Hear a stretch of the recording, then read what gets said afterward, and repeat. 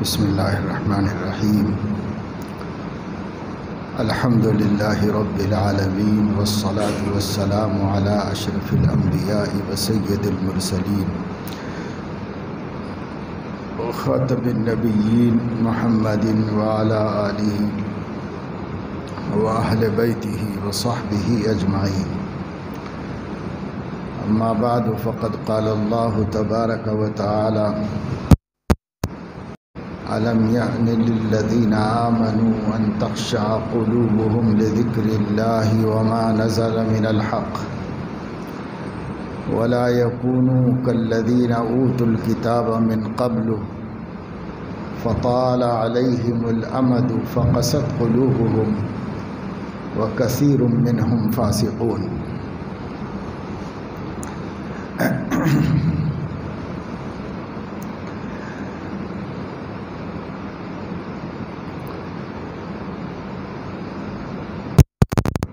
تعالیٰ نے قرآن مجید میں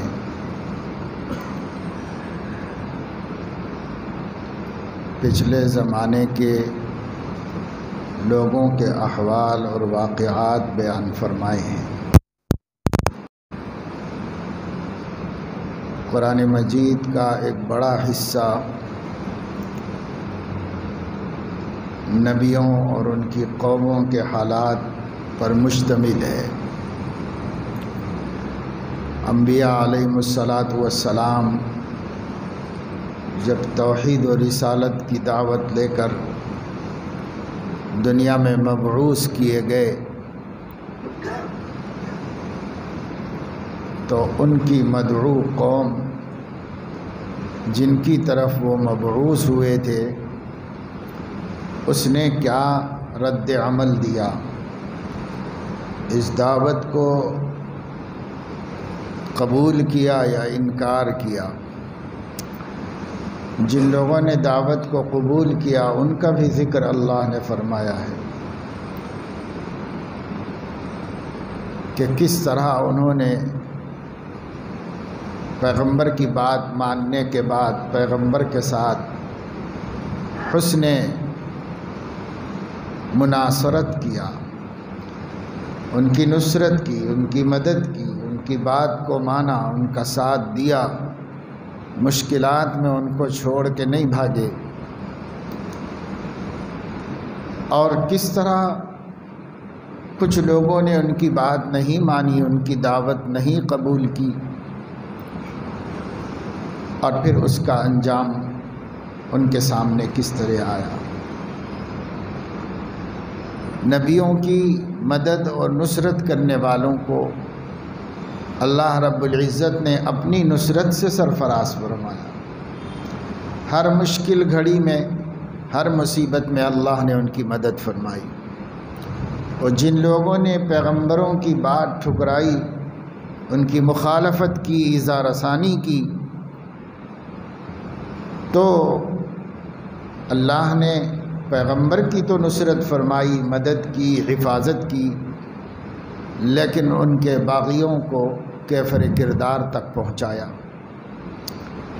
سخت سزاؤں کا سامنا کرنا پڑا۔ قرآن مجید میں اللہ رب العزت نے بتایا ہے کہ کسی مکذب، جھٹلانے والی اور انکار کرنے والی قوم پر اللہ تبارک و تعالی شانہ نے آسمان سے پتھر برسائے، کسی پر آگ کے بگولے گرائے گئے، کسی کو پانی میں غرقاب کیا گیا، کسی کو تیز ہواؤں کے ذریعے اٹھا پٹک کر ختم کر دیا گیا، کسی کو ایک زوردار کڑک صاعقہ بجلی کے ذریعے ہلاک کر دیا گیا۔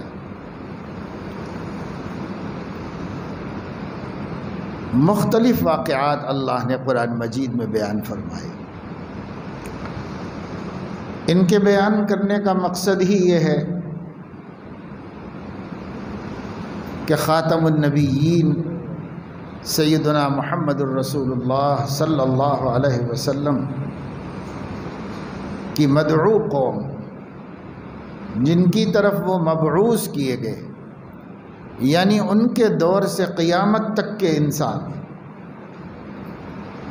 چونکہ آپ نے سب کو دعوت توحید اور رسالت و آخرت دی ہے، تو ان کا طرز عمل کیا ہے؟ جو جیسا رویہ نبی کے ساتھ اختیار کرے گا، اس کے واسطے کیا انجام ہے، کیا ٹھکانہ ہے، وہ پچھلی قوموں کے احوال میں آئینے کی طرح اللہ نے سامنے رکھ دیا ہے۔ کیونکہ بندے سب اللہ کے بندے ہیں، اور ہر نبی نبی ہے، اور اس کی دعوت اللہ کی طرف سے دعوت ہے۔ بندوں کا طرز عمل کیا ہوتا ہے، اللہ تبارک و تعالی شانہ اس پر نظر فرماتے ہیں، اور قرار واقعی سزا ان کو ملتی ہے یا جزا ملتی ہے۔ اطاعت کی، فرما برداری کی، کہنا مانا، تو جزا ملے گی دنیا میں بھی اور آخرت میں۔ من عمل صالحا منکم من ذکر او انثى وهو مؤمن فلنحيينه حياة طيبة ولنجزينهم اجرهم باحسن ما كانوا يعملون۔ جو کوئی اعمال صالحہ کرے، مرد ہو یا عورت، شرط یہ ہے کہ ایمان والے ہوں، تو اللہ ان کو دنیا میں پاکیزہ زندگی عطا فرمائیں گے، خوشگوار زندگی عطا فرمائیں گے، اور مرنے کے بعد ان کی کوشش، ان کی بندگی، ان کی عبادت، ان کی محنت سے کہیں زیادہ بہتر اجر اللہ ان کو عطا فرمائے۔ بندہ کتنا بہتر بندگی کر سکتا ہے، کرے۔ اللہ تعالیٰ جتنی بہتر جزا اور بدلہ دے سکتا ہے، اللہ پاک۔ ظاہر ہے کہ ہم تو کیا بہتر سے بہتر کر سکتے ہیں، لیکن اللہ بہتر سے بہتر دے سکتا ہے۔ اس لیے اپنے سے جو ہو سکا کرے بندہ، غفلت نہ برتے۔ قرآن نازل ہو جانے کے بعد بھی اگر کوئی اپنی آخرت سے، اپنی موت کی تیاری سے، اپنے رب کی رضامندی سے غافل ہے، بے فکر ہے، تو وہ سب سے بڑا بد نصیب ہے۔ قرآن نازل ہو چکا ہے، نازل ہو کر بھی 1400 سال گزر چکے ہیں، تب سے اب تک قرآن موجود ہے، محفوظ ہے، ہمارے گھروں میں بھی موجود ہے، اسی طرح محفوظ ہے، ہمارے بچوں کے سینوں میں محفوظ ہے، ایک ایک لفظ، ایک ایک حرف، ایک ایک نقطہ، زیر زبر، سب محفوظ ہے۔ حفاظت کی ذمہ داری اللہ نے لی تھی، بھرپور طریقے پر حفاظت فرمائی، اور فرما رہا ہے قرآن کی حفاظت، لیکن یہ کاہے کے لیے محفوظ رکھا گیا ہے؟ اس لیے نہیں کہ تعویذ بنایا جائے، اس لیے نہیں کہ تبرک کے طور پر رکھ لیا جائے، اس لیے نہیں کہ قول و قرار کے وقت میں قسمیں کھانے کے لیے، بھروسہ دلانے کے لیے ہاتھ میں لیا جائے، اس لیے نہیں کہ جہیز کے نقصان سے بچنے کے لیے جہیز میں سب سے پہلے قرآن خریدا جائے اور قرآن رکھا جائے، اس کے لیے نہیں اتارا اللہ نے قرآن۔ یہ فائدے اگر ملتے ہیں تو یہ ضمنی فائدے ہیں، جزوی فائدے، مقصود تو نہیں۔ اتارا کاہے کے لیے گیا ہے قرآن؟ اتارا گیا ہے نصیحت حاصل کرنے کے لیے، عبرت لینے کے لیے، اپنے سے پہلوں کے احوال میں غور کر کے اپنا انجام طے کرنے کے لیے۔ میرا انجام کیا ہے؟ قرآن میں دیکھے گا، قرآن پڑھے گا، قرآن سمجھے گا، تو اسے خود سمجھ میں آئے گا۔ تو خود کا ٹھکانہ معلوم کرنے کے لیے، خود کا انجام جاننے کے لیے، خود کی پوزیشن اور حیثیت معلوم کرنے کے لیے کہ اللہ کی نظر میں میرا کیا مقام ہے، قرآن اتارا گیا ہے۔ اسی کتاب کو پڑھنے والا اپنے مرتبے مقام کو سمجھ سکتا ہے، اسی کتاب کا پڑھنے والا نبیوں کی موافقت کر سکتا ہے، مخالفت سے بچ سکتا ہے، کیونکہ موافقت کا فائدہ قرآن میں نازل کیا گیا ہے اور مخالفت کے نقصانات بھی بتا دیے گئے اور واقعات بیان کر کے بتا دیے گئے، اور واقعات بھی ایسے نہیں کہ لوگوں نے گڑھ رکھے ہوں، وہ واقعات نہیں جو کہانیوں کے طور پر بنا لیے گئے ہوں، بلکہ وہ واقعات جو اس دنیا کے اندر واقعے کی صورت میں رونما ہوئے، بے عینی ہی ٹھیک ٹھیک اللہ نے بیان کیا۔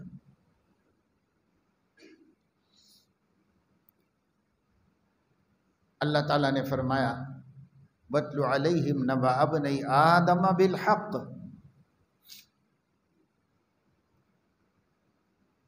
بالکل ٹھیک ٹھیک طور پر آپ بتا دیجئے لوگوں کو آدم کے 2 بیٹوں کا واقعہ۔ اسی طرح اللہ نے جگہ جگہ ارشاد فرمایا کہ ہم نے بالکل 2 ٹوک اور ٹھیک ٹھیک بیان کر دیا ہے، کوئی انکار نہیں کر سکتا۔ کوئی جاننے والا دنیا میں ایسا نہیں ہے جو قرآن کے واقعات کے صحیح ہونے کا انکار کر دے۔ تاریخ اس کی گواہ ہے۔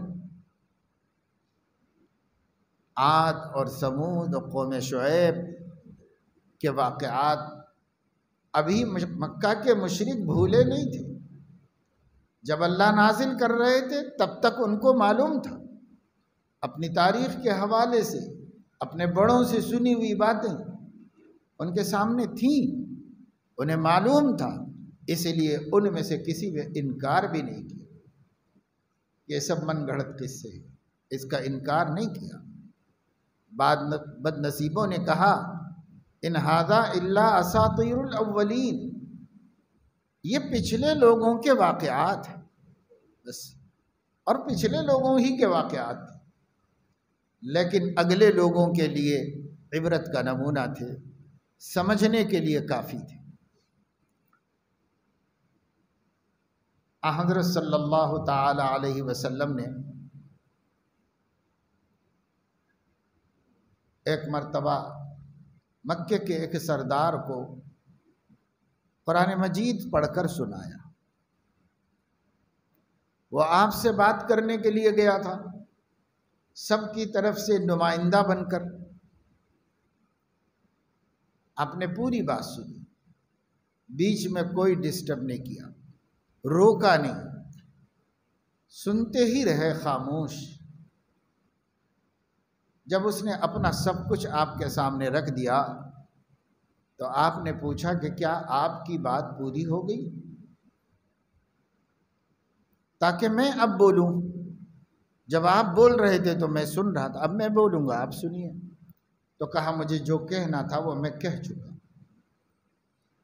تو حضور علیہ السلام نے فرمایا کہ اب میرا جواب سنیے، اور میں تو کسی کا بندہ ہوں، خود نہیں بولتا، جس کا فرمان لے کے آیا ہوں وہی سنا دیتا ہوں بس۔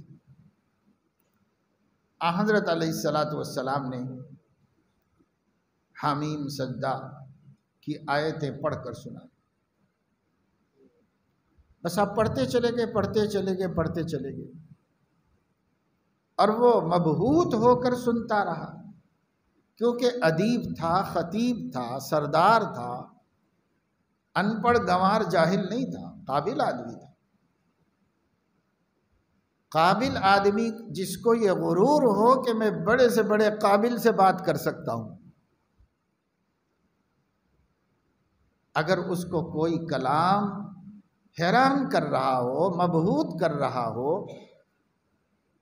سوچ میں پڑ گیا ہو، تو پھر اس کے نزدیک بھی یہ کلام بشر کا کلام نہیں تھا، بندوں کا کلام نہیں تھا۔ اس لیے وہ بہت دھیان سے سنتا رہا، بہت توجہ سے، اور متاثر ہوتا رہا کلام ربانی سے، یہاں تک کہ جب آپ نے پڑھا فَإِنْ أَعْرَضُوا فقل انذرتکم صاعقۃ مثل صاعقۃ عاد وثمود،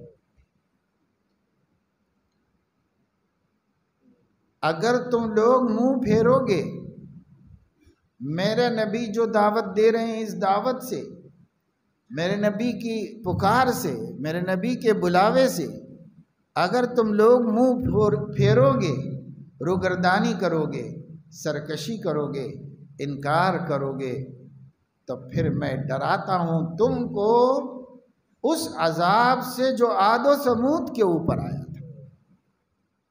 عاد ایک قوم ہے عربوں کی، سمود بھی ایک قوم کا نام۔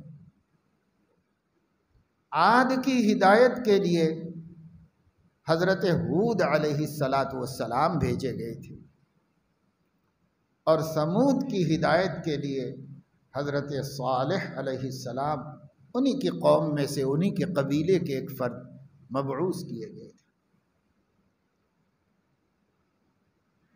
تو انہوں نے اپنے اپنے نبیوں کو جھٹلایا۔ عاد نے بھی نہیں مانا حضرت ہود علیہ السلام کو، شرمندہ کیا، رسوا کیا، تکلیفیں پہنچائیں، اذیتیں دی۔ صالح علیہ السلام کو بھی سمود نے رسوا کیا، شرمندہ کیا، بڑی بڑی باتیں کہی، اور اپنے قوم کا ان کو سب سے حقیر آدمی قرار دیا، جبکہ وہ قوم کے سب سے معزز آدمی تھے، لیکن ان کو سب سے حقیر آدمی قرار دیا۔ اراذلنا بادی الرأی، ہماری قوم کے سب سے نچلے لوگ، نعوذ باللہ، اور بادی الرأی، بے سمجھ، کم عقل نبیوں کو قرار دیا قوم نے، اپنے کو ان کے مقابلے میں بہت سمجھدار اور بہت شرف والے اور عزت والے یہ سمجھنا چاہا، بتانا چاہا، بتایا، رسوا کیا، لیکن اللہ تبارک و تعالی شانہ نے جتنی مہلت دینی تھی اتنی مہلت دی، عاد کو بھی اور سمود کو بھی مہلت دی گئی۔ جب اللہ نے ان کی ڈھیل ختم کر دی، پکڑ کا ارادہ فرما دیا، تو عاد کو تو ایک ہوا مسلط کر کے ہلاک کر دیا گیا، اور سمود کو جبرائیل کی ایک چیخ نے کلیجے پھاڑ دیے۔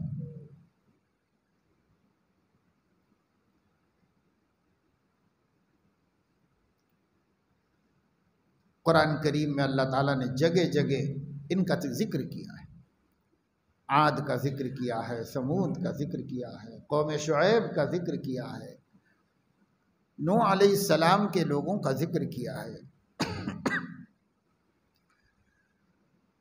اما عاد فاستکبروا فی الارض بغیر الحق واما ثمود فہدیناہم فاستحبوا العمی علی الہدی۔ عاد کو تو ہم نے نبیوں کے ذریعے کرم فرمایا تھا، رحم فرمایا، ایک نبی بھیج کر سیدھا راستہ دکھایا، تو فاستکبروا، انہوں نے تکبر سے کام لیا، وقالوا من اشد منا قوہ، ہم سے بھی طاقتور کوئی ہے، ہم سب سے زیادہ طاقتور لوگ ہیں، ہمیں مت چھیڑو، ہم جیسے رہنا چاہتے ہیں ویسے رہنے۔ سمود کو بھی ہم نے ہدایت دی تھی، لیکن انہوں نے بھٹکنے کو ہدایت کے مقابلے میں پسند کر لیا۔ فاستحبوا العمی علی الہدی، سیدھے رستے پر چلنے کے مقابلے میں بھٹکنے کو پسند کر لیا، آنکھوں کے مقابلے میں اندھے پن کو پسند کر لیا۔ تو اللہ رب العزت نے ہوا کو حکم دیا کہ عاد کو اپنی طاقت پر بہت غرور ہے، بہت ناز ہے، تو اپنی طاقت اس کو بتا دے۔ تو ہوا نے عاد کی قوم پر 7 دن مسلط رہ کر سب کو ہلاک کر دیا۔ ہوائیں چلتی تھیں، وہ خوشی سے باہر نکل کے آتے تھے، تیز ہو جاتی تو اپنے پہاڑوں میں تراشے ہوئے محلات میں جا کر کواڑ بند کر لیتے۔ کواڑ اتنے ہلتے کہ ان کی آوازوں کے خوف سے پھر باہر نکل آتے۔ سراسی مگی میں مبتلا کر دیے گئے، حیران کر دیے گئے سب۔ اسی اندر باہر میں اس ہوا نے ان لوگوں کو باہر نکلنے پر پچھاڑ کے پٹک کے مار ڈالا۔ سب ہلاک ہوئے، سب برباد ہوئے، کوئی ایک بندہ نہیں بچا۔ سمود کو اللہ فرماتے ہیں کہ ہم نے ایک صاعقہ میں ہلاک کر دیا۔ فَأَخَذَتْهُمْ صَاعِقَةُ الْعَذَابِ الْهُونِ بِمَا كَانُوا يَكْسِبُونَ۔ جبرائیل علیہ السلام آئے، قوم ثمود وہ گیٹڈ کمیونٹی تھی، قلعہ بند تھی، پوری فصیل کے اندر ان کی آبادی تھی، اس کے دروازے تھے۔ ایک دروازے پر آئے، مین گیٹ پر حضرت جبرائیل، اور اس کے 2 چوکھٹوں پر ہاتھ رکھ کر صرف بستی میں ایک چیخ ماری، اور حضرت جبرائیل علیہ السلام کی ایک چیخ نے پوری قوم سمود کے کلیجے پھاڑ کے منہ میں آ کے اٹک گئے، اپنی جگہ سے بھی ہٹ گئے، اب پھٹے ہوئے کلیجے منہ میں آ کے اٹک، اور سب ہلاک ہوئے، سب برباد ہوئے۔ جو کہتے تھے من اشد منا قوہ، ہم سے زیادہ طاقتور کون ہے، ہمیں کون نقصان پہنچا سکتا ہے؟ اللہ نے بتایا الذی خلقہم هو اشد منہم قوہ، جس نے ان طاقتوروں کو پیدا کیا ہے وہ پیدا کرنے والا ان سے بھی زیادہ طاقتور ہے۔ اتنی تو عقل ہونی چاہیے تھی۔ اللہ نے ہلاک کیا، ہو گئے۔ کچھ لوگ حج کرنے گئے ہوئے تھے، تاریخ بتاتی ہے کہ جب وہ واپس آئے سمود کی بستی میں تو ان لوگوں نے دیکھ کر کہا ایسا لگتا ہے کہ کبھی یہاں انسان آباد تھے، سوائے کھنڈروں کے کچھ نہیں تھا۔ پانی خشک ہو گیا اللہ کے غضب سے۔ حضرت صلی اللہ تعالی علیہ وسلم تبوک کی غزوے کے سلسلے میں ملک شام کی طرف سفر کر رہے تھے، تو مدینے سے شام جاتے ہوئے راستے میں عاد اور سمود کی بستیاں پڑتی تھیں۔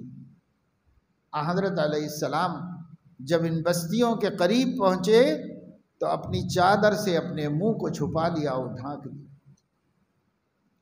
اور لوگوں سے فرمایا سواریاں تیز کر دو، نکل جاؤ، اگرچہ کہ صدیاں بیت چکی ہیں ان کے عذاب پر، لیکن وہ خدا کا عذاب ہے، آج بھی اس کا اثر ہو سکتا ہے، ہم لوگوں پر نہ ہو جائے، اس لیے بچ کے نکلو یہاں سے۔ چادر کو اچھی طرح لپیٹ لی، چہرے کو چھپا لیا اور تیزی سے نکل گئے وہاں سے۔ کچھ لوگوں نے کنووں سے پانی لے لیا تھا، ان کا پانی بھی پھینکوا دیا اور کہا یہ معذب قوم کی بستی، ان کا پانی بھی مت لو، اسے بھی پھینک دیا۔ اور اس طرح حضرت علیہ السلام گزرے۔ حضرت علیہ السلام جب حج میں تشریف لے گئے مکہ مکرمہ، کیونکہ اب تو ہجرت کر کے مدینہ آ گئے تھے، حج کرنے مکہ گئے، تو وادی محصب میں جہاں ابرہہ کی ہاتھیوں کی فوج پر اللہ نے ابابیل سے کنکر پھینکوا کر سب کو ہلاک کیا تھا، برباد کیا تھا، جب وہاں سے گزرے تو وہاں بھی حضرت علیہ السلام نے اپنے کو بہت تیزی سے علیحدہ کر دیا، کیونکہ کبھی یہاں اللہ کا عذاب آیا تھا۔ قرآن مجید ہر ایک کا انجام بتا رہا ہے، اچھا انجام بھی برا انجام بھی۔ لیکن قرآن ہم یا تو پڑھتے نہیں ہیں، یا اگر قرآن پڑھتے ہیں تو مفسر بننے کے لیے، مجتہد بننے کے لیے، محقق بننے کے لیے پڑھتے ہیں، عبرت حاصل کرنے کے لیے، سبق لینے کے لیے، سبق سیکھنے کے لیے تھوڑا ہی پڑھتے ہیں۔ یا تو پڑھتے ہی نہیں ہیں قرآن، یا جس کو پڑھنے کی توفیق ہو رہی ہے وہ قرآن کا شارح بن رہا ہے، قرآن کا مفسر بن کے بیٹھ جا رہا ہے، اور چاہے کچھ آتا ہو نہ آتا ہو، لیکن وہ بن گیا ہے اب ماہر قرآن۔ پاکی ناپاکی کے ضروری احکام سے بھی بے خبر ہو،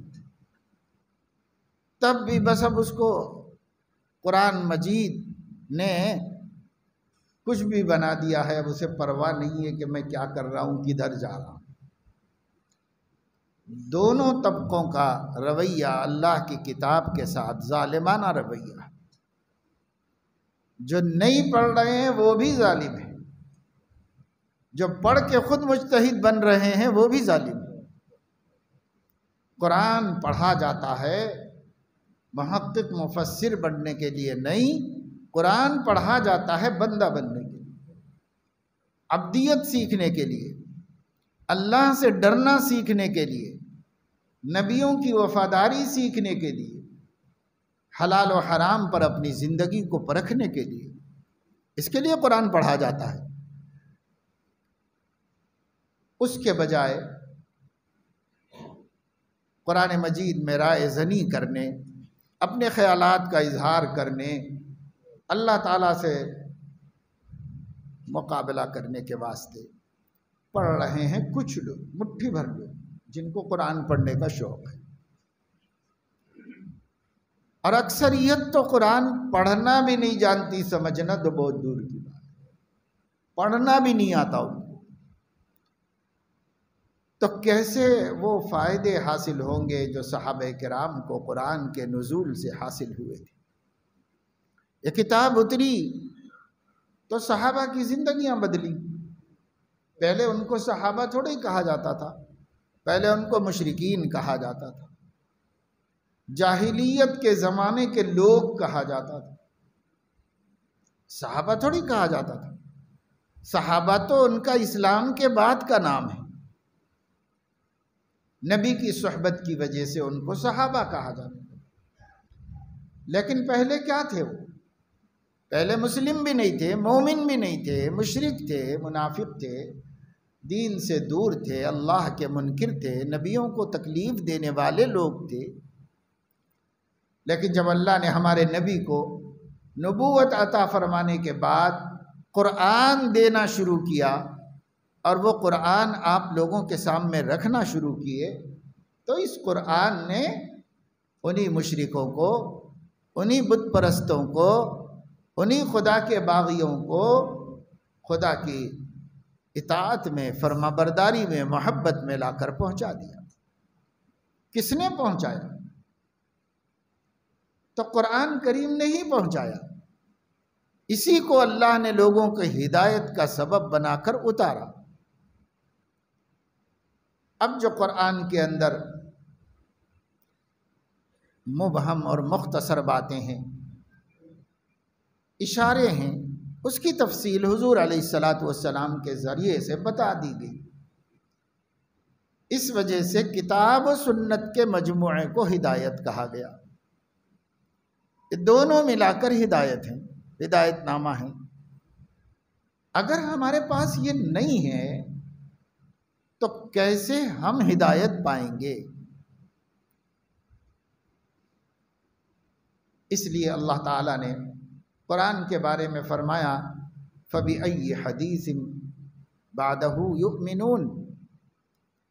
بھائی ہمیں جتنی ہدایت نامے بھیجنے تھے، بندوں کی ہدایت کے لیے جتنے رستے دکھانے تھے، وہ سب ہم نے دکھا دیے، اور یہ سب سے آخری راستہ، کامل، اکمل، مکمل، سب سے آسان، سب سے شاندار، سب سے معتبر اور اللہ کے ہاں مقبول اب قیامت تک کے واسطے یہ آخری راستہ بھی ہم نے تم کو دکھا دیا، یعنی قرآن اتار دیا۔ جب یہ قرآن ہم نے اتار دیا تو پھر قرآن کے قریب آ جاؤ، قرآن کو رہنما بناؤ، قرآن کو اپنا امام بناؤ،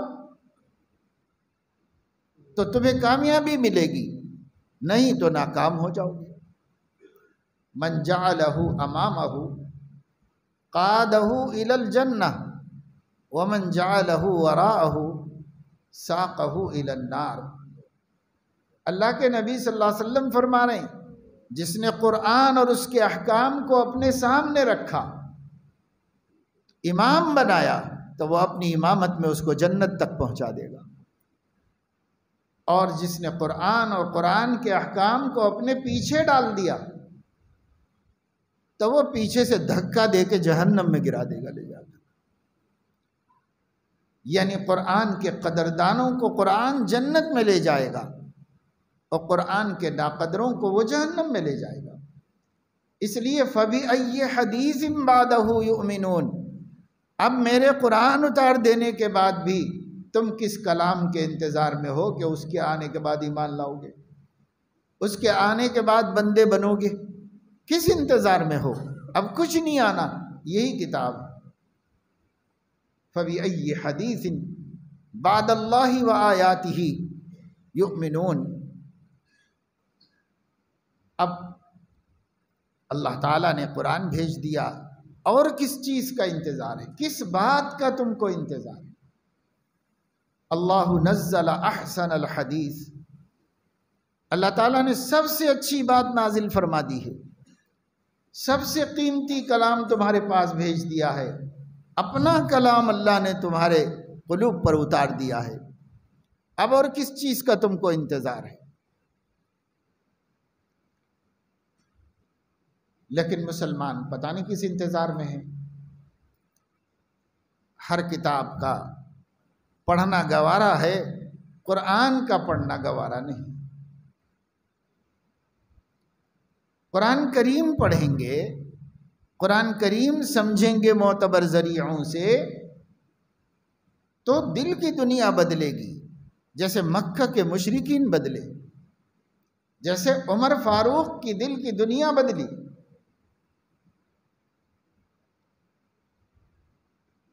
قرآن ہی سے تو بدلی۔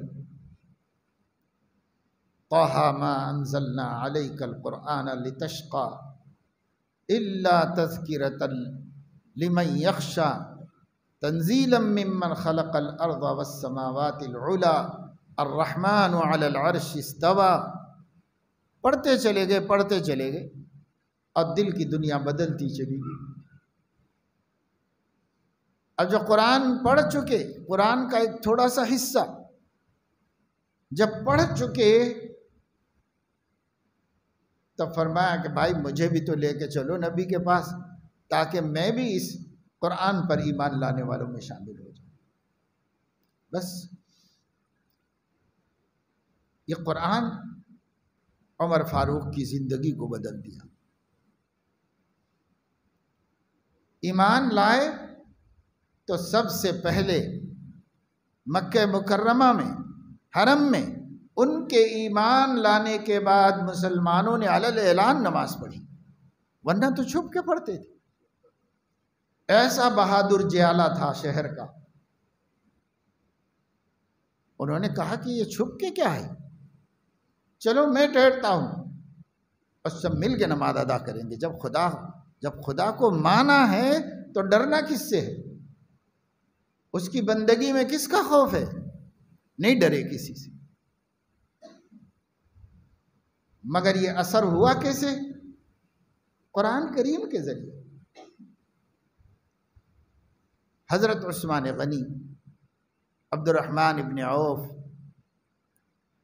ابو موسیٰ اشعری، معاذ ابن جبل، اکابر صحابہ ہیں، بڑے بڑے درجے کے صحابہ ہیں، عشرہ مبشرہ ہیں، جن کو دنیا میں جنت کی خوشخبری سنائی گئی ہے۔ ان کو آپ پڑھیے،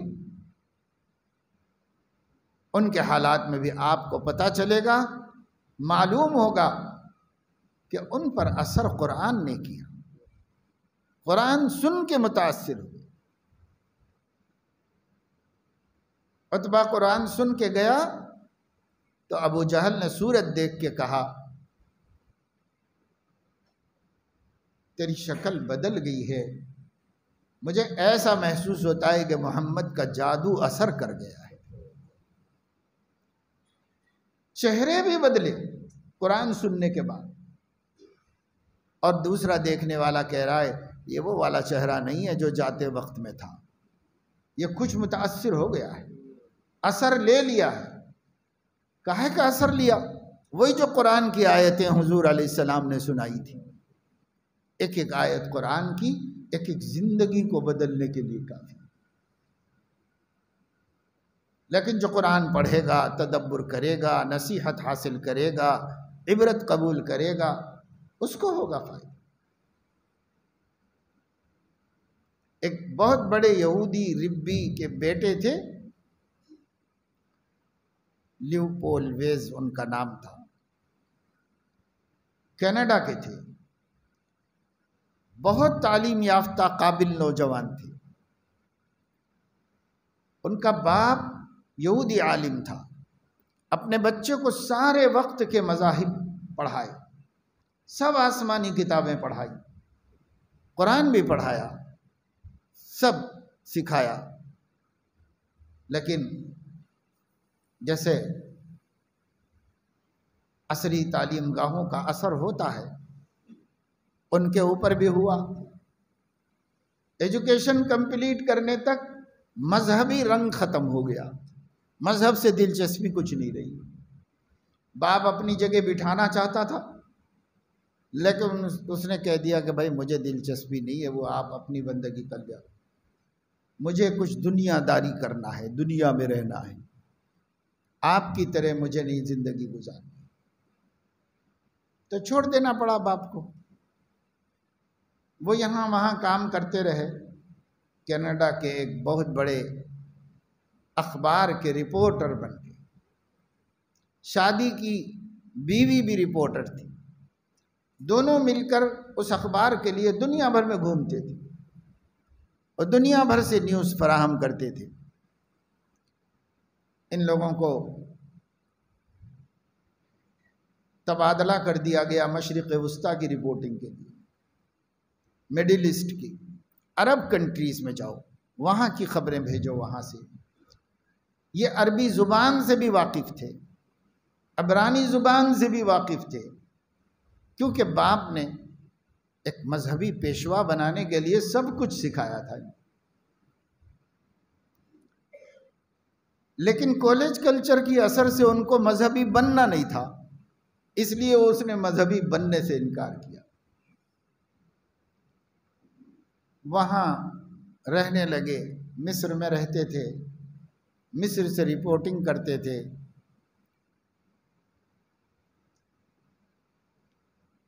ایک مرتبہ ٹرین میں سفر کر رہے تھے، مسلمانوں سے سخت نفرت تھی، اور چونکہ خود پوش رہتے تھے اور وہ غریب اس دور کا عرب تھا، وہ جب غربت کی وجہ سے ان لوگوں کی حالت نہایت خستہ تھی۔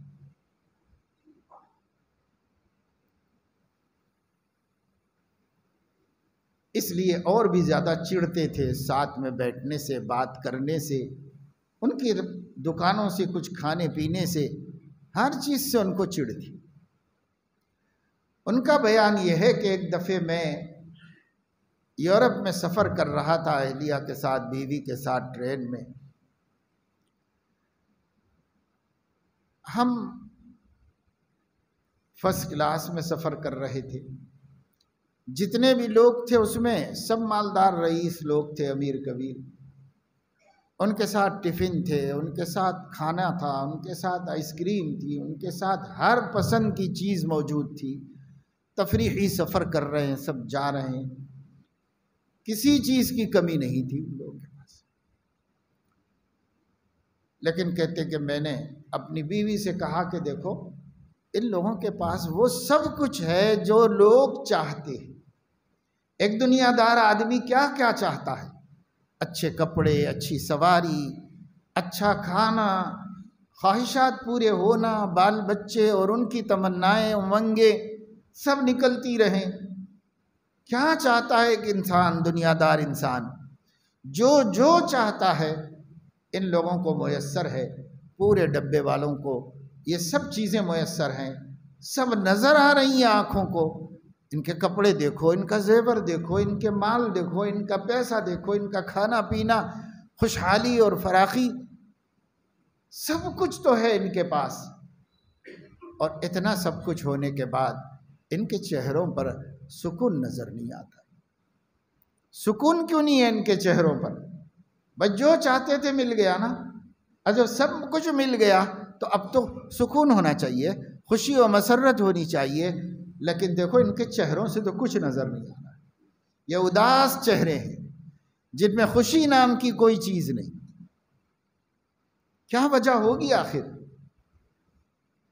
تو بیوی نے کہا میں بھی ایسا ہی محسوس کر رہی ہوں، لیکن اس کا جواب میرے پاس بھی نہیں، کچھ مجھے بھی نہیں سمجھ میں آتا کہ بھئی اس حال میں تو لوگوں کو خوش رہنا چاہیے، اس حال میں یہ کیا ان کے چہروں کے اوپر اداسی ہے، مایوسی ہے، سمجھ میں میرے بھی نہیں آیا۔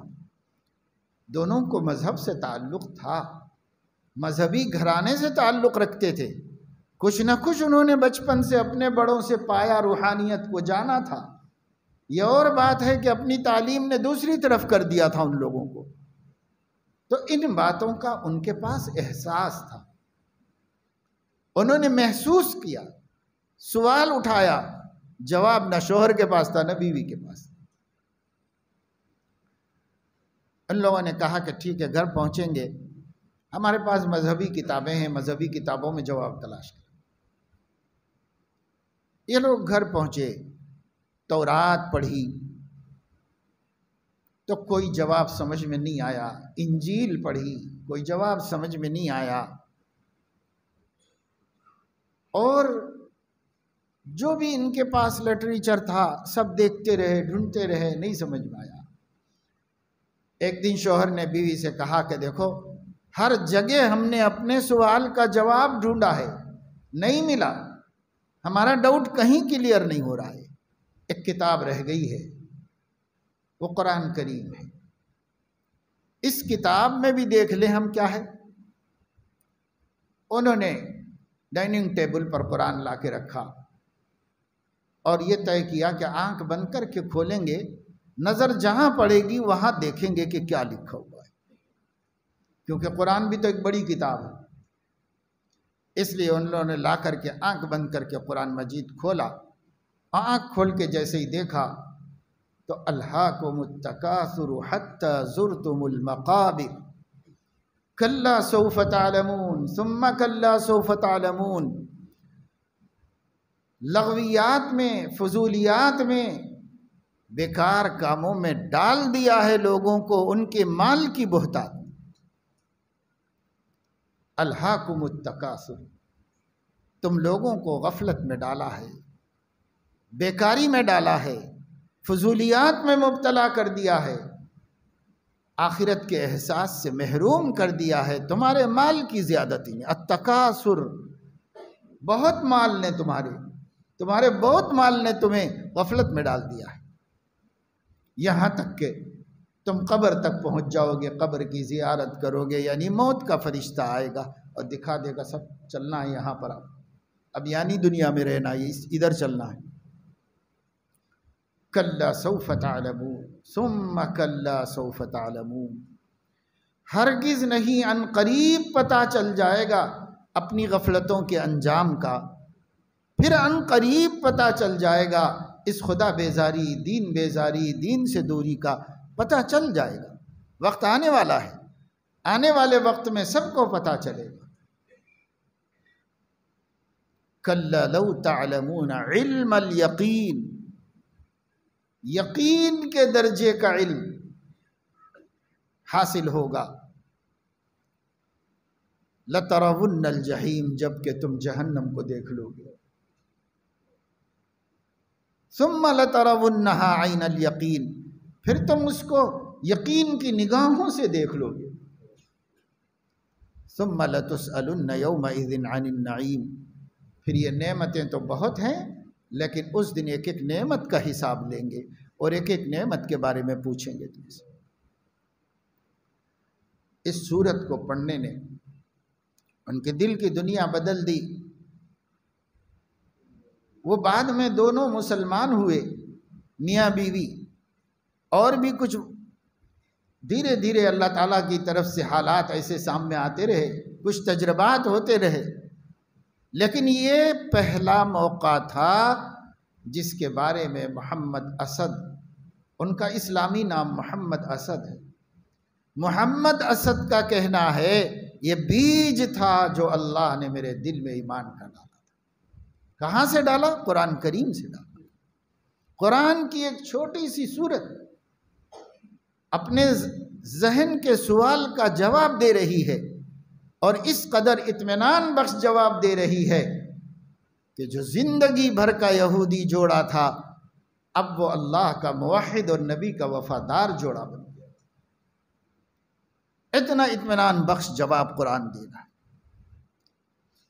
لیکن ایک یہودی قرآن پڑھے اور ایمان کا بیج اس کے دل میں جم جائے، اور ایک مسلمان قرآن پڑھے اور قرآن ہی کو لے کے گمراہی کی دعوت دینا شروع کر دے اور گمراہ ہونے لگے.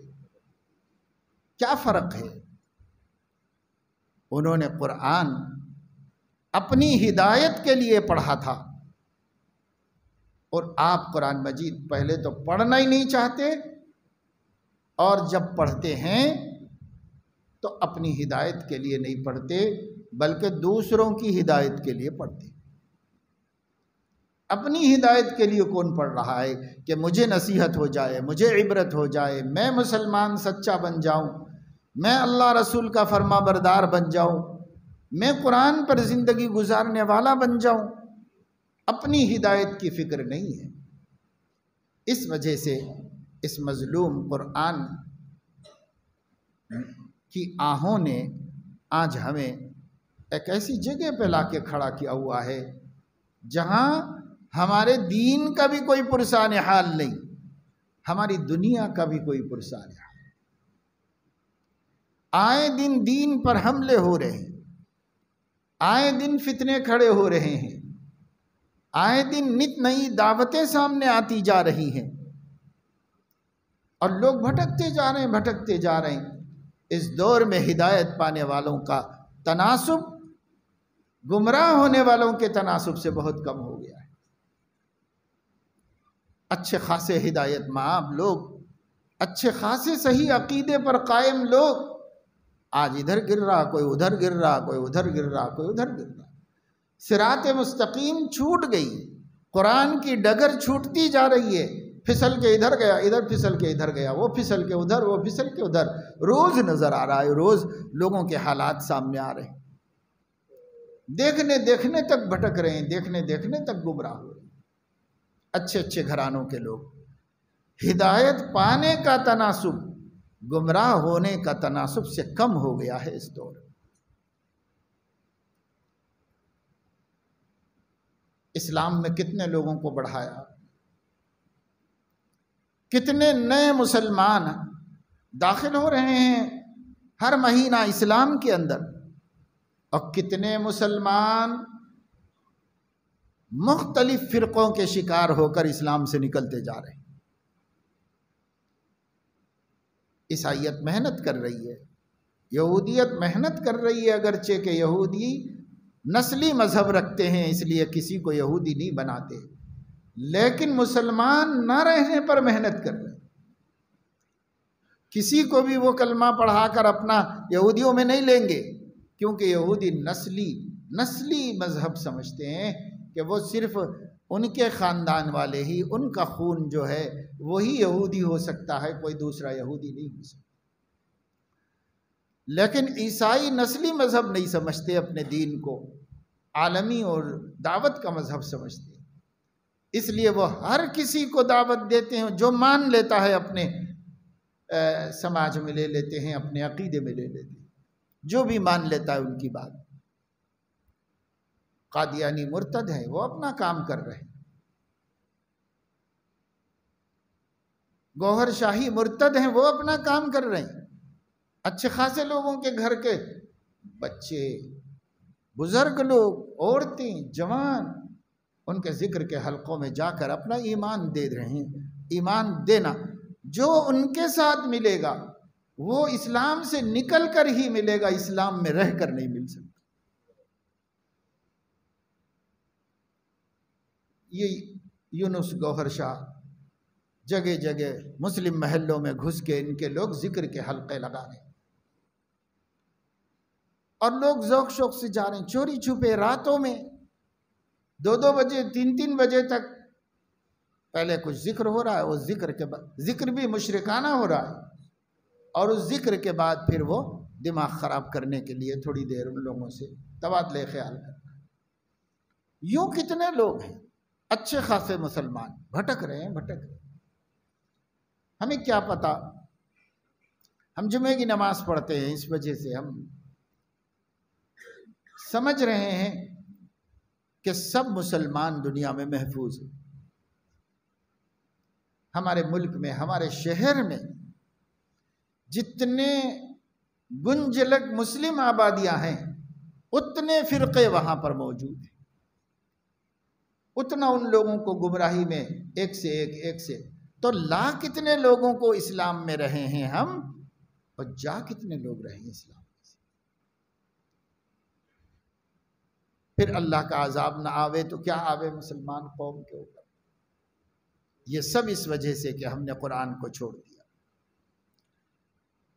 اللہ تعالیٰ قرآن میں فرما رہے ہیں أَلَمْ يَأْنِ لِلَّذِينَ آمَنُوا أَن تَخْشَعَ قُلُوبُهُمْ لِذِكْرِ اللَّهِ وَمَا نَزَلَ مِنَ الْحَقِّ، کیا لوگوں کے لیے ابھی وہ وقت نہیں آیا ہے؟ آن وقت کو کہتے ہیں۔ أَلَمْ يَأْنِ لِلَّذِينَ آمَنُوا، اہل ایمان کے لیے کیا ابھی وقت نہیں آیا ہے؟ ان تخشع قلوبهم لذکر اللہ وما نزل من الحق، ان کے قلوب اللہ کے ذکر اور قرآن کے ذریعے سے عاجز بن جائیں، فرمانبردار بن جائیں۔ اس کا وقت نہیں آیا مسلمانوں کے لیے؟ یہ اللہ کافروں مشرکوں کی بات نہیں کر رہے، ایمان والوں کی بات کر رہے ہیں۔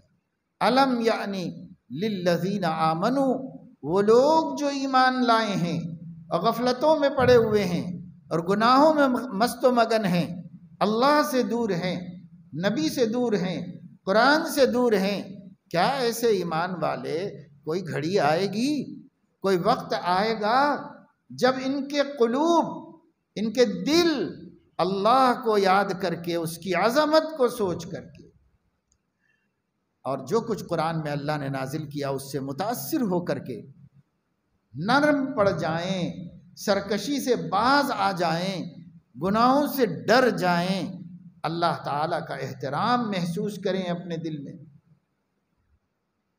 وَلَا يَكُونُوا كَالَّذِينَ أُوتُوا الْكِتَابَ مِنْ قَبْلُ، اور ایسے نہ ہو جائیں جیسے ان سے پہلے لوگوں کو کتاب دی گئی تھی، تورات دی گئی تھی، انجیل دی گئی تھی اور صحیفے دیے گئے تھے۔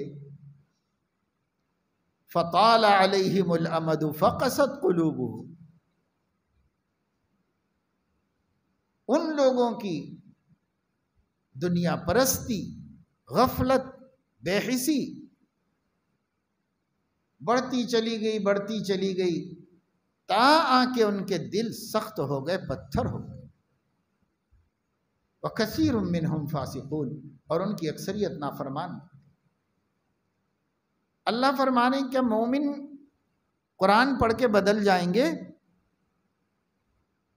قبل اس کے کہ میرا عذاب آئے، میرا قرآن پڑھ کر ما نزل من الحق، جو حق باتیں میں نے اتاری ہیں نبی کے سینے پر، جس کو قرآن کہا جاتا ہے اور جن کو سنت کہا جاتا ہے، جو نبی کے ہی سینے پر اتارے گئے ہیں، ان کو پڑھ کر اور اللہ کو یاد کر کے بدلیں گے مسلمان؟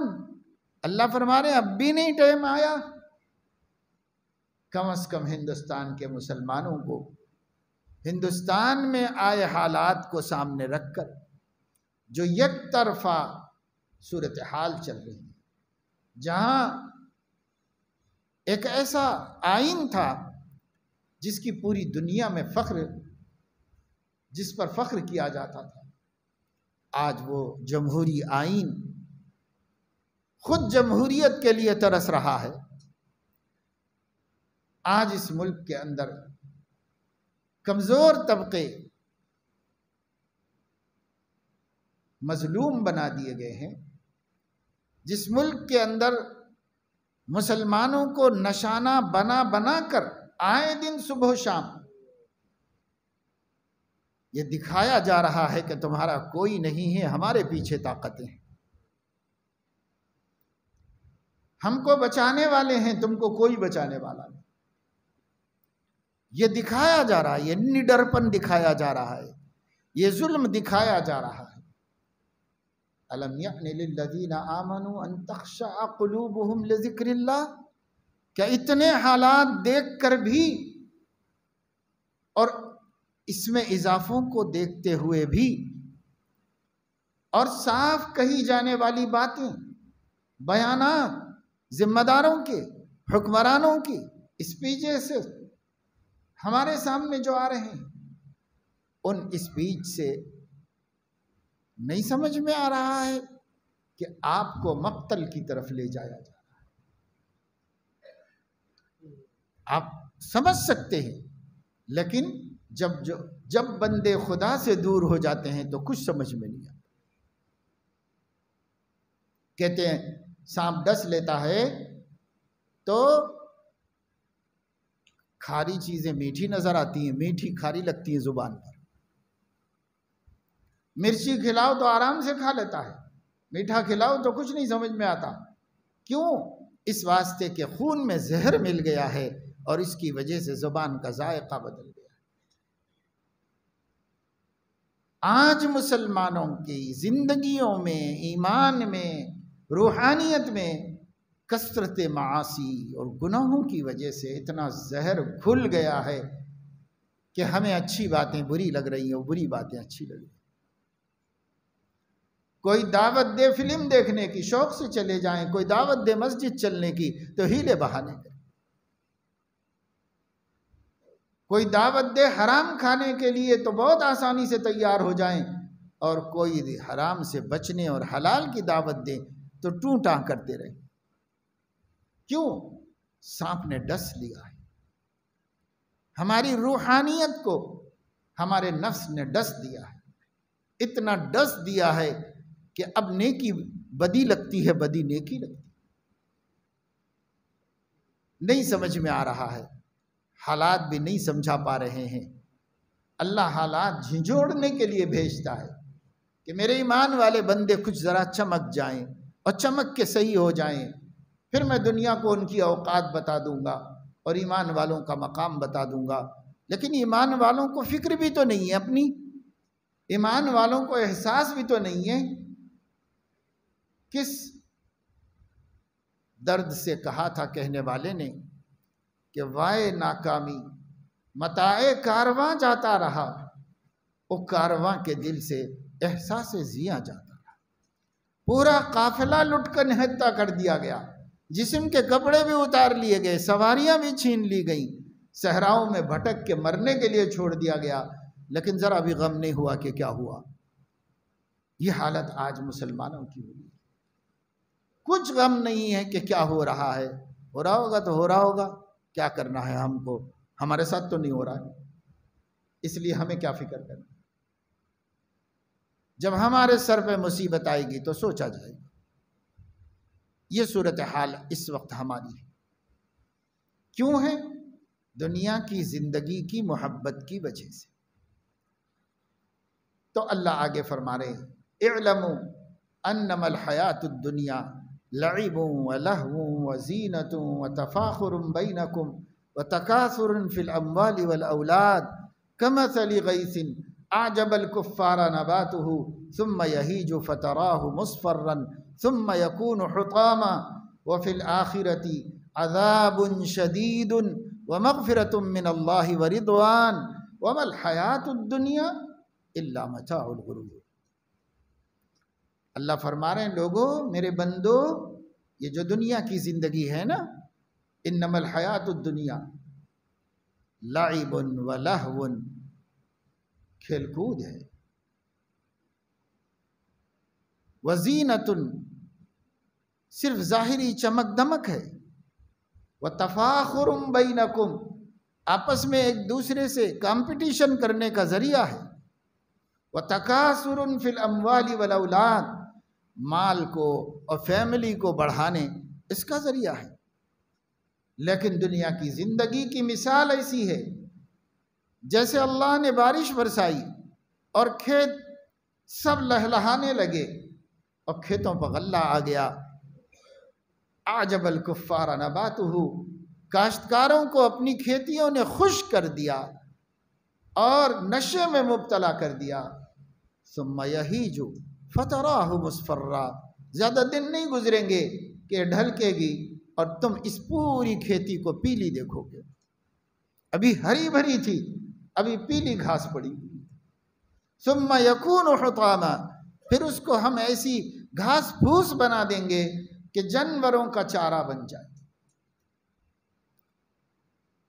سنو میرے بندو، آخرت اصل ہے اور وہاں دو ہی چیزیں ہیں، عذاب شدید، مغفرت من اللہ ورضوان، یا ادھر جانا ہے یا ادھر جانا ہے، عذاب شدید میں مبتلا ہونا ہے یا اللہ کی بخشش، اس کی مغفرت اور اس کی چاہت، اس کو پانا ہے۔ دو ہی چیزیں ہیں آخرت کے اندر، اور وہی ہمیشہ کی زندگی ہے، وہی ابدی دنیا ہے، یہ نہیں ہے یہ دنیا کیا ہے، وَمَا الْحَيَاةُ الدُّنْيَا إِلَّا مَتَاعُ الْغُرُورِ، دنیا کی زندگی تو بھائی دھوکے کا سامان ہے، اس دھوکے میں مت الجھو، آخرت کی فکر کرو، آخرت کی فکر کرنی ہے ضرور، جیسی کرنی ویسی بھرنی ہے ضرور، زندگی ایک دن گزرنی ہے ضرور، قبر میں میت اترنی ہے ضرور، ایک دن مرنا ہے آخر موت ہے، کر لے جو کرنا ہے آخر موت ہے۔ اللہ ہم سب کو سنگ دلی، قساوت قلبی اور بے احساسی کے عذاب سے نکال کر احساس مند بندے بنا لے اور ہمارے قلوب میں خشوع پیدا فرما دے، اور ہم اس سے زیادہ تاخیر نہ کریں، ہمیں قرآن سے سبق لینے کا وقت آ گیا ہے، ہم اس سے عبرت حاصل کریں، طاقت حاصل کریں اور صحیح راہ پر قائم ہو جائیں۔ آمین۔ وآخر دعوانا الحمد للہ رب